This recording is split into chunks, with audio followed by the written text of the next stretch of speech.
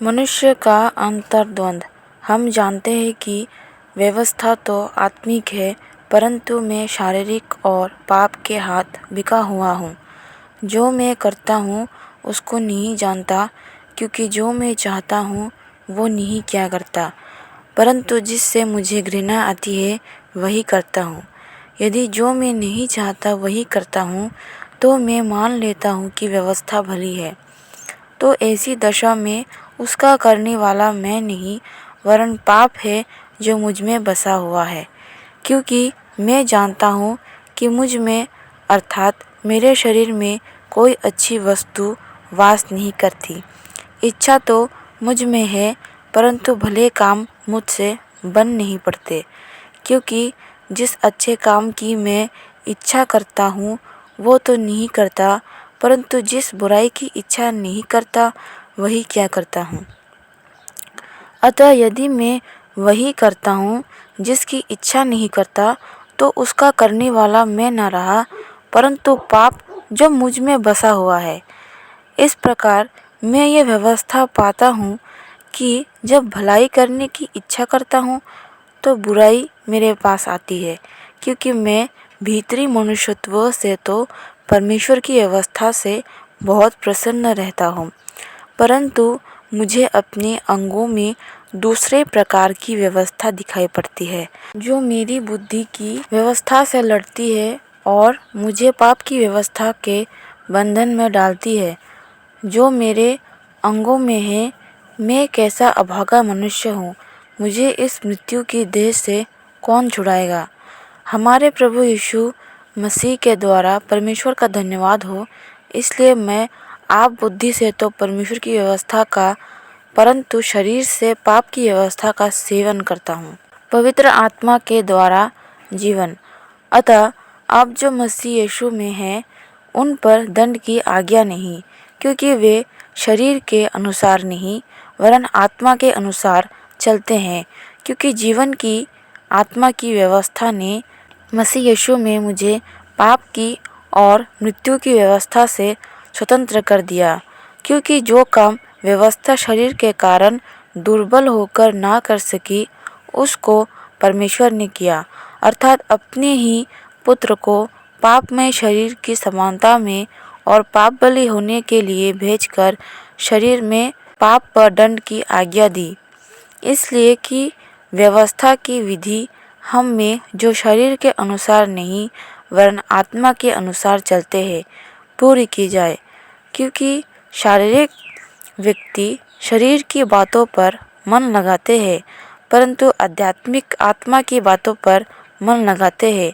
शरीर पर मन लगाना तो मृत्यु है, परंतु आत्मा पर मन लगाना जीवन और शांति है। क्योंकि शरीर पर मन लगाना तो परमेश्वर से बैर रखना है, क्योंकि ना तो परमेश्वर की व्यवस्था के अधीन है और ना हो सकती है। और जो शारीरिक दशा में है वह परमेश्वर को प्रसन्न नहीं कर सकते। परंतु जबकि परमेश्वर का आत्मा तुम में बसता है तो तुम शारीरिक दशा में नहीं परंतु आत्मिक दशा में हो। यदि किसी में मसीह का आत्मा नहीं तो वो उसका जन नहीं। यदि मसीह तुम में है तो देह पाप के कारण मरी हुई है, परंतु आत्मा धर्म के कारण जीवित है। यदि उसी का आत्मा जिसने यीशु को मरे हुओं में से जिलाया तुम में बसा हुआ है, तो जिसने मसीह को मरे हुओं में से जिलाया वो तुम्हारी नश्वर देहों को भी अपने आत्मा के द्वारा जो तुम में बसा हुआ है जिलाएगा। इसीलिए हे भाइयों, हम शरीर के कसदार नहीं कि शरीर के अनुसार दिन काटे, क्योंकि यदि तुम शरीर के अनुसार दिन काटोगे तो मरोगे। यदि आत्मा से देह की क्रियाओं को मारोगे तो जीवित रहोगे। इसलिए कि जितने लोग परमेश्वर के आत्मा के चलाए चलते हैं वे ही परमेश्वर के पुत्र हैं। क्योंकि तुमको दासत्व की आत्मा नहीं मिली कि फिर भयभीत हो, परंतु ले पालक की आत्मा मिली है, जिससे हम हे अब्बा हे पिता कहकर पुकारते हैं। आत्मा आप ही हमारी आत्मा के साथ गवाही देता है कि हम परमेश्वर की संतान हैं, और यदि संतान है तो वारिस भी, वरन परमेश्वर के वारिस और मसीह के संगी वारिस है कि जब हम उसके साथ दुख उठाए तो उसके साथ महिमा भी पाए। हमने आज जो पढ़ा वो है मनुष्य का अंतर्द्वंद, अर्थात मनुष्य आज एक ऐसी परिस्थिति से गुजर रहा है जहाँ मनुष्य अपनी आत्मा और शरीर के बीच फंस गया है। वो अपने शरीर से लड़ रहा है आत्मा के द्वारा। आत्मा परमेश्वर की ओर जाती रहती है और उसी के कार्य को करना चाहती है, परंतु उसका शरीर उसको बाधित करता है और पाप की ओर ले जाता है। और यहाँ पे साफ साफ मैंने पढ़ा, आपने सुना कि हम जो चाहते हैं वो हमसे होता नहीं है और जो हम करना नहीं चाहते वही हमसे यहाँ पर हो रहा है। तो क्या आपके साथ भी ऐसा होता है? तो फिर इससे बचने का क्या मार्ग है? इससे बचने का ये मार्ग है कि हम अपने शरीर को पाप में मरा हुआ समझे और मसीह के हवाले कर दे, और जो हमारे आत्मा है वो परमेश्वर में जीवित है क्योंकि हम मसीह यीशु में हैं और उसको विश्वास करते हैं, उसको अपना परमेश्वर मानते हैं। इसी वजह से हमारी जो देह है वे मरी हुई है और ये बात हमें बाइबल बताती है, और हमारी आत्मा जो है वो मसीह यीशु के बहाए हुए लहू के कारण जीवित है। इसी कारण वचन बताता है कि हमें शरीर के अनुसार नहीं परंतु आत्मा के अनुसार दिन काटना आवश्यक है। अगर आपके साथ भी ऐसा होता है कि आप जो कुछ परमेश्वर के लिए करना चाहते हैं परंतु नहीं कर पा रहे हैं मेरी तरह, तो आपको आवश्यक है कि आप परमेश्वर के पास जाए और सरेंडर करें और उनसे कहें कि मेरे साथ ऐसा हो रहा है और मैं जो कुछ करना चाहता हूँ वो मैं कर नहीं पा रहा हूँ। विश्वास कीजिए परमेश्वर आपकी सहायता करेंगे और आप जो है अपने आप ही उसमें जब बढ़ते रहेंगे तब आप उससे अर्थात पाप से दूर होते जाएंगे। देखिए, शैतान का मोटिव यही है कि आप परमेश्वर से दूर रहें और इसके लिए वो आपकी पवित्रता को नष्ट करता है। आपके मन में ये डालता है कि तूने तो परमेश्वर की आज्ञा तोड़ी है, अब तू परमेश्वर से नजरें कैसे मिलाएगा, तूने तो ये कार्य किया है जो परमेश्वर को पसंद नहीं है। ये सारी बातें बोल बोल कर आपको जो है झूठ में रखता है, वहम में रख रहा है, आपको गिल्ट में, आपको शेम में रख रहा है, क्योंकि वचन बताती है देह तो पाप के कारण पहले से ही मरी हुई है और आत्मा तो जीवित है यीशु मसीह में। तो हमें आत्मा के द्वारा चलना चाहिए। भले ही आपका शरीर आपके विरुद्ध कार्य करके आपको पाप में धंस रहा है, परंतु आपको ऐसा नहीं करना है कि गिल्ट में रहना है, शेम में रहना है, वरन आप तभी से ही परमेश्वर में लग जाए। फिर से पाप के बाद फिर से आप परमेश्वर के पास जाए और धीरे धीरे आप जब ऐसा करने लग जाओगे पाप आपसे यूं ही दूर होती जाएगी, क्योंकि आप मान लोगे कि मैं पापी ही हूँ, मैं जैसी हूँ जैसा हूँ इसी अवस्था में मैं परमेश्वर के पास जाऊँगा ही जाऊँगा। तब जो है शैतान हार जाएगा, क्योंकि उसका काम यही है कि आपको गिल्ट शेम में रख के आपका टाइम वेस्ट करे और आप परमेश्वर के पास ना जा सके, जिससे कि आप उसके लहू के द्वारा शुद्ध, जीवित और पाप की क्षमा को प्राप्त ना कर सके और आप उसके साथ हेल में जाए, क्योंकि वो भी हेल में है।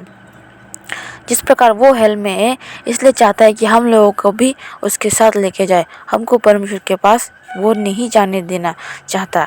इसी कारण से हमारे जीवन में इस प्रकार का चक्रव्यूह वो रचकर हमें फंसाता है और हमें झूठ बोलता है कि हम परमेश्वर के पास नहीं जा सकते क्योंकि हमने बहुत सारे गलत काम किए। हमें अपने पापों की लंबी लिस्ट बताता है और आपको क्या करना है आज से और अभी से उस लंबी लिस्ट को जो शैतान ने आपको बताया है कि आपने ये किया है, आपने वो किया है, आप परमेश्वर के योग्य जन नहीं हो, उसको डिलीट करना है, उसको भूल जाना है।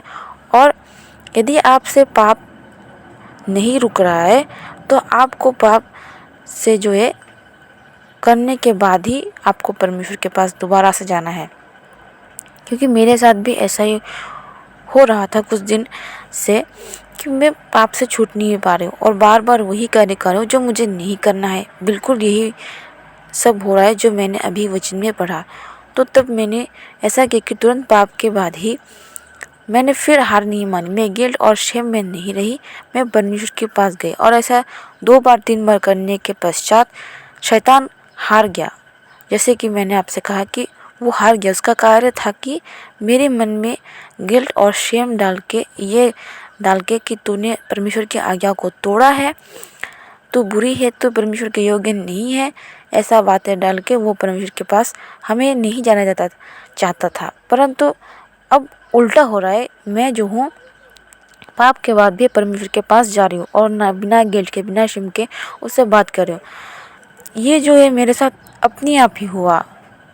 परमेश्वर ने मुझे अपने आप ही शेम और गिल्ट से मुक्त किया और मुझे ये बताया कि चाहे तू कुछ भी करे, तू मेरी पुत्री है और मैं तुझसे बात करूँगा।